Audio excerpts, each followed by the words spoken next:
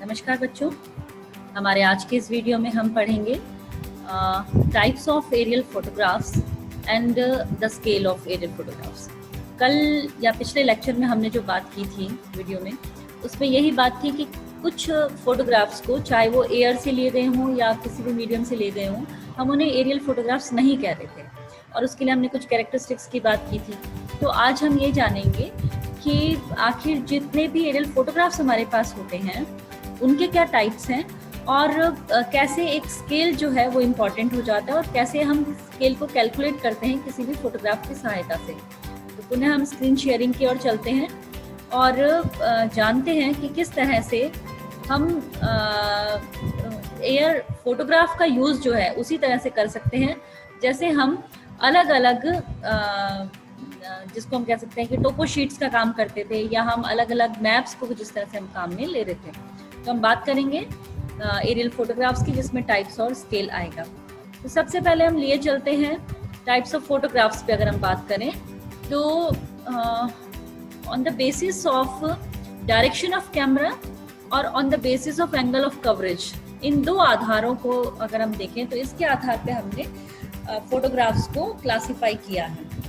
अब ये आधार क्या है इंडिविजुअली हम बात कर लें तो सबसे पहले आप देखें कि जो ऑन द बेसिस ऑफ ये जो कैमरा की हम बात जो करते हैं वो इस तरह से होता है कि कैमरा अगर एक तरह से ये रे ड्रोन है, ड्रोन के नीचे की तरफ कैमरा लगा हुआ है तो वो कैप्चर करता है सराउंडिंग एरिया को, राइट।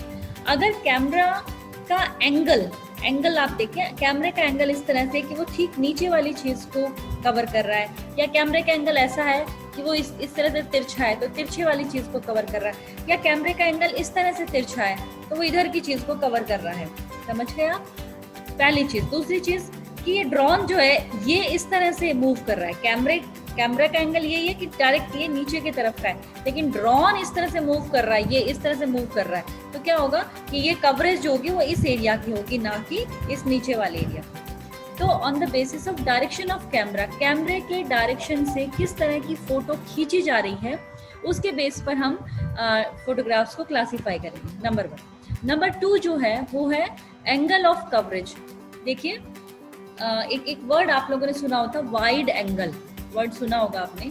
हम जो पिक्चर कैप्चर करते हैं अपने मोबाइल फोन से करते हैं तो एक तो होता है कि सिंपल आप कैप्चर कर रहे हैं, दूसरा होता है पोर्ट्रेट मोड। उसमें क्या होता है कि एक बड़ा जो एरिया होता है वो कवर हो जाता है, और एक होता है आपके पास में वाइड एंगल कैमरा, जिससे आप क्या करते हैं कि 180 डिग्री तक का एरिया जो है वो आप कवर करते हुए एक साथ उसको पैनोरमा बनाते हैं, वो अपनी मूव करते हुए चलते हैं आप इस तरह से कैमरा को, और बड़ा पोर्शन जो वो एक साथ एक पिक्चर के अंदर कवर हो जाता है।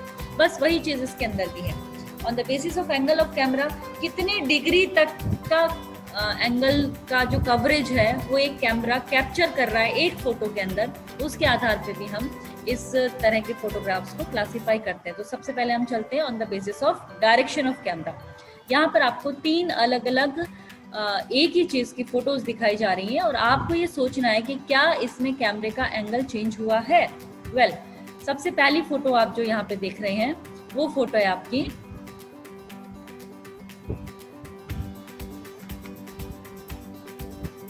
On the basis of direction of camera. तो हम इसको 3 पार्ट्स में डिवाइड कर रहे हैं, हॉरिजॉन्टल, ऑब्लिक और वर्टिकल।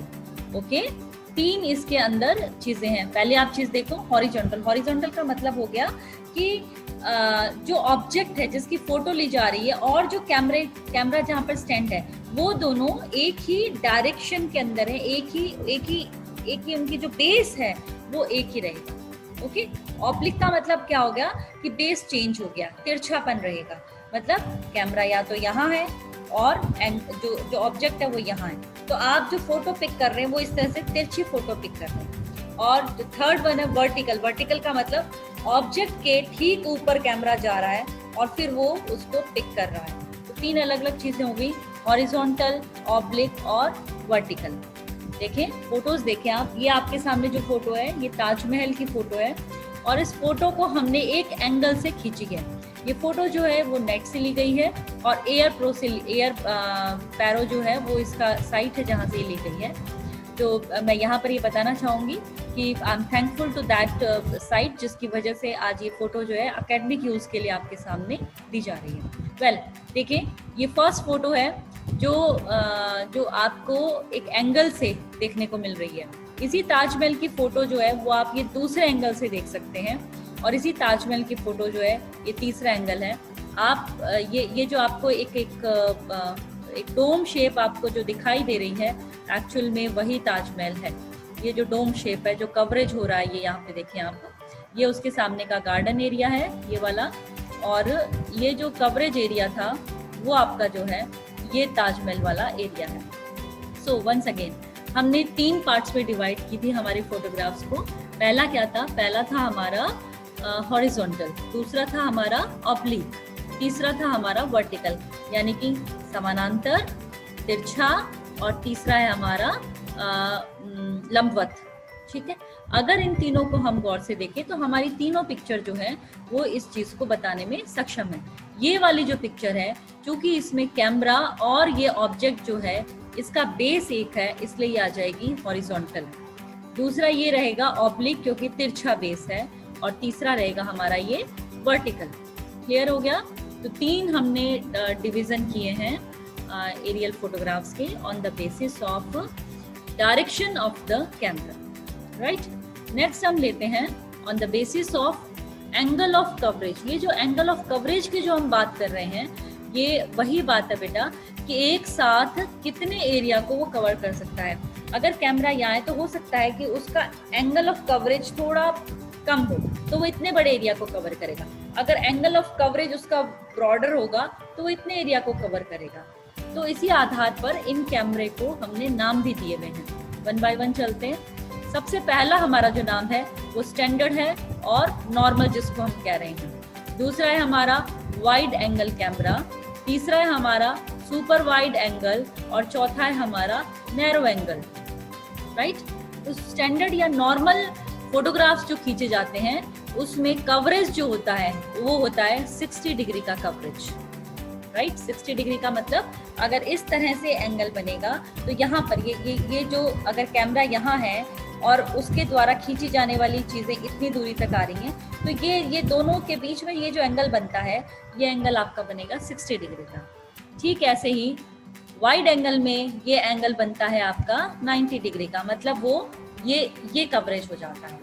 ये जो एंगल बनेगा ये 90 डिग्री का बनेगा। उसके बाद सुपर वाइड, यानी बहुत ज्यादा एरिया एक साथ कवर करना हो तो सुपर वाइड फोटोग्राफ्स खींचे जाते हैं, और वो होते हैं 120 डिग्री एंगल रखने वाले।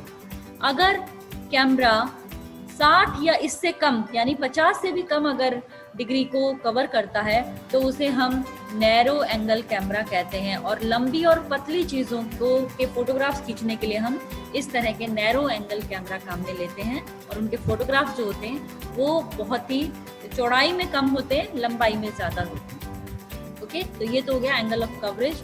अब फॉर्मेट जो होता है, फॉर्मेट साइज इसका एफ जो होता है, एफ के बारे में बात हमने अभी नहीं की है, इसलिए सिर्फ एक बार याद रखने के लिए बता रही हूँ कि फोकल लेंथ जो होता है वो यहाँ पर आपका सेंटीमीटर्स में जब हम नापते हैं तो स्टैंडर्ड साइज में 21 होता है, वाइड एंगल में 11.5 होता है, और सुपर वाइड में 70 होता है। नॉर्मल एंगल्स के अंदर एफ बताने की इतनी ज़्यादा ज़रूरत नहीं होती है। इसी तरह से अगर हम बात करते हैं स्टैंडर्ड साइज का, अगर 30x30 में अगर हम लेते हैं, देखिए ये जो फोकल लेंथ है ये अलग अलग टाइप के फोटोग्राफ्स, साइज का जब फोटोग्राफ चेंज हो गया तो फोकल लेंथ भी चेंज हो जाएगी। जब 18 सेंटीमीटर बाय 18 सेंटीमीटर, 18 सेंटीमीटर कितना हुआ आपको ध्यान है? आपका जो छोटे वाला स्केल होता है वो 15 सेंटीमीटर का होता है, ठीक है। अगर उसके साथ आप 3 सेंटीमीटर तो 18 सेंटीमीटर बाय 18 सेंटीमीटर के एरिया की जब हम एक बार में पिक्चर लेंगे तो फिर आपका फोकल लेंथ चाहिएगा स्टैंडर्ड या नॉर्मल साइज में 21, वाइड एंगल में 11.5, और सुपर वाइड में वो चाहिएगा हमें 70, राइट। अगर फॉर्मेट साइज हमारा 23x23 है, यानी कि हमने एरिया को थोड़ा सा बड़ा कर दिया, अगर फॉर्मेट साइज 23x23 का लेना है तो हमें वहाँ फोकल लेंथ लेनी होगी 30, और वाइड एंगल में लेनी होगी 15, और इसी तरह से सुपर वाइड में लेनी होगी 88, ठीक है। तो ये अलग अलग फोकल लेंथ के बारे में बात है। आपसे क्वेश्चन जो पूछा जाएगा वो पूछा जाएगा एंगल ऑफ कवरेज के बेस पर आप कितने तरह के फोटोग्राफ्स को बता सकते हैं।